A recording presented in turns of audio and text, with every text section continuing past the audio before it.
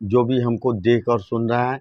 और अपने सभी पत्रकार बंधुओं का हार्दिक अभिनंदन करते हुए आप सभी को सादर प्रणाम करता हूं। और साथ ही जो आपने सवाल किया कि नगर निगम का जो चुनाव 4 तारीख को परसों समाप्त हुआ है, उसकी क्या विश्लेषण रहेगी या वस्तु स्थिति रहेगी, तो मैं आप सभी को अवगत कराना चाहता हूं कि वाराणसी में जिस तरीके से शांतिपूर्ण तरीके से सभी धर्म और कौम और संप्रदाय के लोगों ने एक साथ एकजुटता के साथ मतदान किया, मतदान के लिए मैं उनको बहुत बहुत अपने नागरिकों को और जनता को, मतदाताओं को आभार व्यक्त करता हूं, अपने सम्मानित मतदाताओं को। और साथ ही यह जरूर कहूँगा एक बात कि वाराणसी में इस वर्ष हुए नगर निगम के जो चुनाव हुआ है, उसमें सबसे बड़ी जो खामी रही है वह वोटर लिस्ट की खामी रही है। कहीं ना कहीं से कर्मचारियों ने जिस तरीके से वोटर लिस्ट बनाया,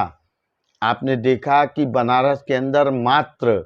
40% आबादी वोटरों ने अपने मताधिकार का प्रयोग किया। तो आखिर क्या कारण है? सबसे पहला सवाल यह उठता है कि हमारे बनारस के 60% मतदाताओं ने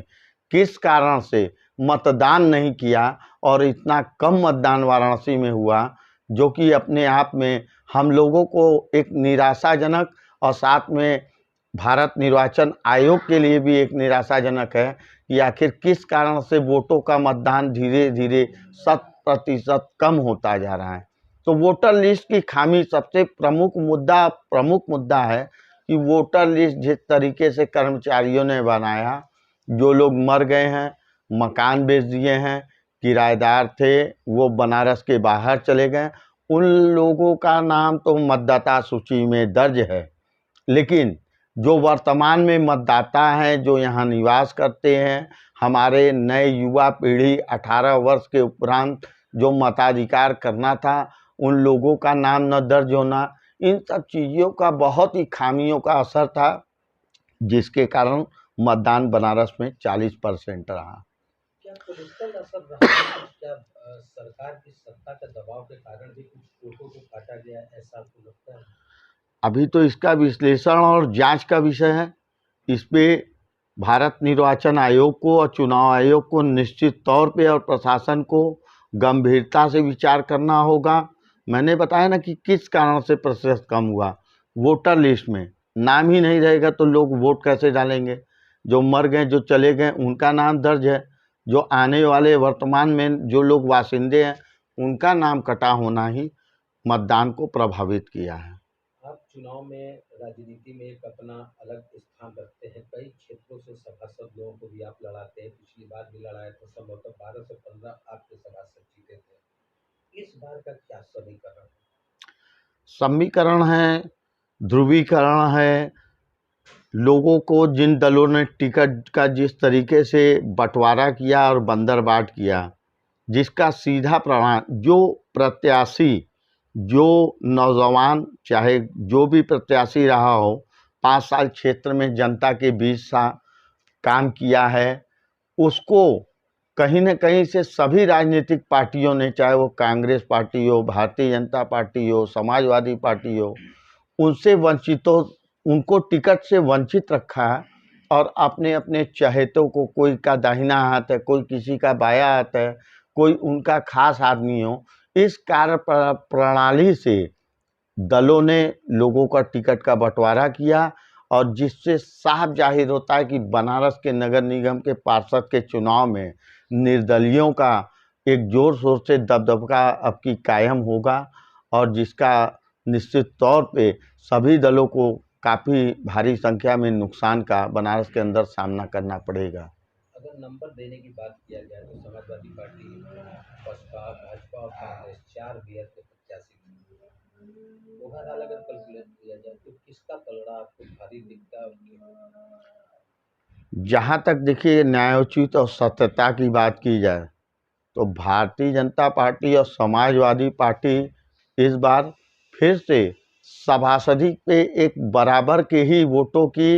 अंकों के गणित के अनुसार बराबर मानी जाएगी। तीसरे नंबर पे कांग्रेस रहेगी और निश्चित तौर पे एक आश्चर्यजनक भी 13 तारीख को जब मतदान का परिणाम आएगा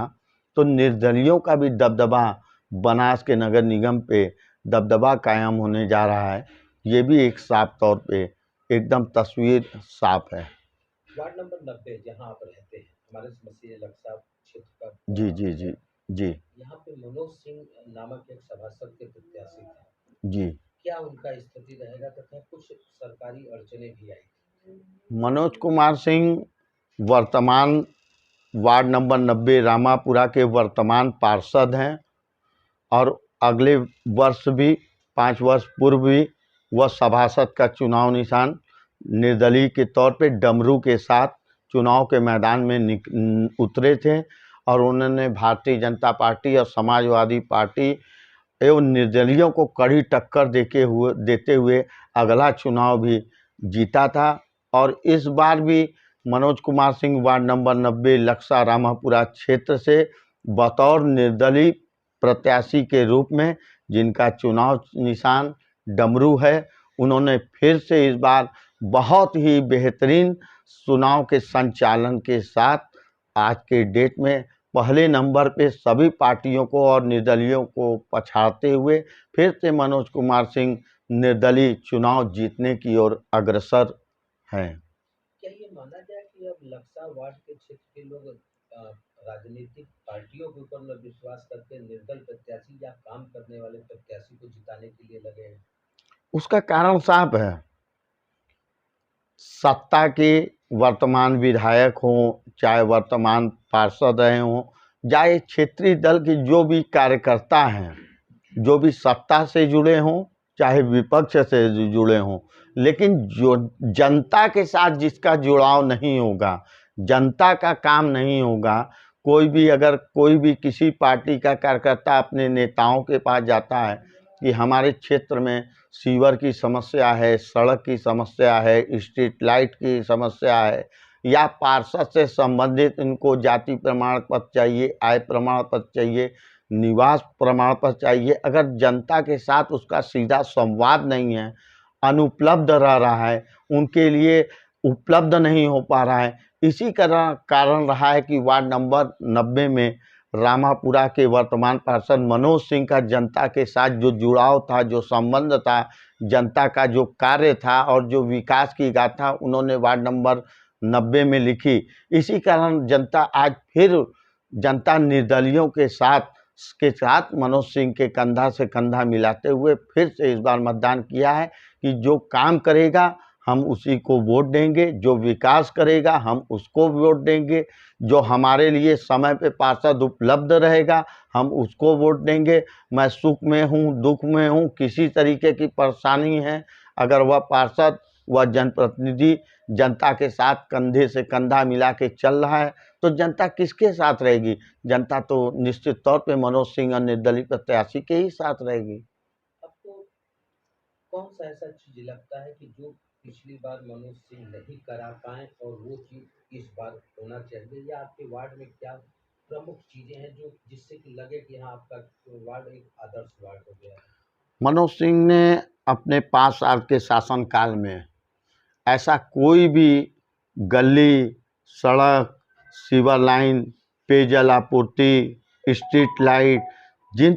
चीज़ों का नगर निगम और पार्षद का कार्य होता है, उन दायित्वों को संपूर्ण तरीके से निभाया और पूरे वार्ड में जो विकास की गाथा कर दी, एक तरीके से तो सभी प्रकार के सारे कार्य मनोज सिंह ने कर दिए हैं, जिसके लिए जनता उनके साथ है। लेकिन कुछ नए कार्य इस बार चुनाव जीतने के बाद 13 तारीख के बाद निश्चित तौर पे हमारा प्रमुख मुद्दा है कि बनारस में जो आने वाला पेयजल सरकारी आपूर्ति है, जल संस्थान के द्वारा उस दूषित पेयजल को लेके हमारा प्रमुख मुद्दा है कि बनारस वासी, काशी वासी, चाहे इस वार्ड के वासी हों, हम सभी का एक लक्ष्य है कि बनारस का पेयजल, दूषित पेयजल आपूर्ति को बंद हो और समुचित तरीके से शुद्ध पेयजल की आपूर्ति जनता के बीच पहुंच सके, क्योंकि जल ही जीवन है और बड़ा दुख है कि बनारस, जो कि प्रधानमंत्री का संसदीय क्षेत्र कहा जाता है, बनारस में विगत 40 वर्षों से यहाँ का मेयर भारतीय जनता पार्टी का होता आया है। बनारस में तमाम मंत्री, एमएलसी, तमाम सत्ता के बड़े बड़े लोग हैं, लेकिन पेयजल आपूर्ति पे कि शुद्ध जल ही जीवन है, जनता को क्यों नहीं मिल पा रहा है, इस पे किसी का दिमाग नहीं जा रहा है। और हमारा इसी पे की ओर अग्रसारित हैं कि मुझे और हमारी पूरी टीम, हमारे साथियों का यह मुहिम 13 तारीख के बाद चलेगा कि काशी को शुद्ध पेयजल की आपूर्ति हो। अगर बात करें कि शुद्ध जल की आपका मुहिम चले, कौन सा ऐसा कार्य किया जाए जिससे कि शुद्ध जल लोगों तक पहुंचने लगे, अगर इस पे अगर बात किया जाए तो? देखिए, शुद्ध जल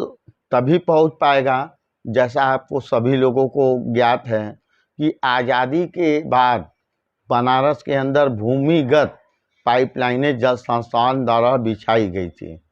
जो कि बनारस के सीवर लाइन और मेनहोलों के बीच से वह पेयजल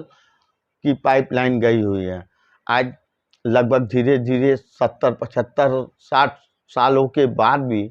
अगर उन पाइपलाइनों को, जो जंग लगते लगते सड़ी गले अवस्था में पहुंच गए हैं, उन पाइपलाइनों में जगह जगह जगह छेद हो गए हैं, और जब शाम को पानी की आपूर्ति होती है और मेनहोल और सीवर का पानी ऊपर आ जाता है, तो वह पानियों को अपने अंदर खींच लेता है, और वो गंदगी भरा मेनहोलों का पानी पेयजल के पाइप में से होते हुए पूरे घरों में पहुंचता है। तो उसका सुनिश्चित करना है कि यह किस तरीके से हो, तो सर्वप्रथम करना है कि पूरे बनारस में, पूरे वार्ड में हर पेयजल आपूर्ति को पहले मेनहोल के पाइप से निकाल दिया जाए और उसको किनारे के साइड सीवर की लाइन से हटा के अलग एक नई अच्छी लाइन डाली जाए, तभी जाके बनारस और काशी वासियों को पेयजल का शुद्ध आपूर्ति के सुनिश्चित होगी। पिछली सरकार में सपा के संबोधक सरकार थी, उस समय पाइपलाइन की एक पाइप पड़ी हुई थी, आपको भी शायद जानकारी जी है। जी जी जी जी क्या वो कारगर साबित नहीं हुआ? नहीं, वह भी फेल हो गई। और फेल इसलिए हो गई कि जो पेयजल पाइप का इन लोगों ने लगाया, तो वो पीवीसी प्लास्टिक की पाइप थी, और गलियों का लोड इतना ज़्यादा हैवी है कि गली, फिर उसके ऊपर गिट्टी, गिट्टी के ऊपर बालू, बालू के ऊपर चौका, और चौका के ऊपर मोटरसाइकिल, साइकिल, गाड़ियाँ ऊपर से लोड। तो ये प्लास्टिक की पाइप कहाँ तक क्षमता है कि वो उसको बर्दाश्त कर पाएगी? तो जगह जगह वह पाइपलाइन भी चकनाचूर हैं और पड़ी हैं, और दूषित पेयजल की आपूर्ति उसी में से आज भी हो रही है। अपने क्षेत्र के विधायक से, सांसद से कुछ कहना चाहेंगे? हम सांसद हो, चाहे विधायक हो, चाहे समस्त प्रशासन के लोग हों, चाहे हमारे यहाँ बनारस के जनप्रतिनिधि हों, सभी से हाथ जोड़कर एक विनम्र अनुरोध है कि काशी वासियों को शुद्ध पेयजल की आपूर्ति सुनिश्चित करना यह उन लोगों का, जनप्रतिनिधियों का और प्रशासन का दायित्व है। इस पे तत्काल ही कठोर कदम उठाते हुए नई पाइपलाइनों को डाल के, पेयजल को मेनहोल और सीवर लाइन से हटा के नई लाइनें डाल के बनारस वासियों को शुद्ध पेयजल दें। अपने क्षेत्र के लोगों से क्या कहना चाहेंगे? चुनाव बीत गया है, अब मैं अपने सभी क्षेत्र के मतदाताओं का तहे दिल से सादर प्रणाम करते हुए उनका सादर आभार करता हूं कि उन्होंने जिस तरीके से 4 तारीख को हमारे साथ कंधे से कंधा मिला के मतदान किया है, मैं उनका शुक्रगुजार हूं। और निश्चित तौर पे 13 तारीख को चुनाव जीतने के बाद हम लोग जिस तरह से 5 वर्ष पहले काम किए हैं, उससे भी दुगनी रफ्तार से विकास की गाथा लिखते हुए जनता के सुख दुख में 24 घंटे के साथ भागीदारी सुनिश्चित करता हूं।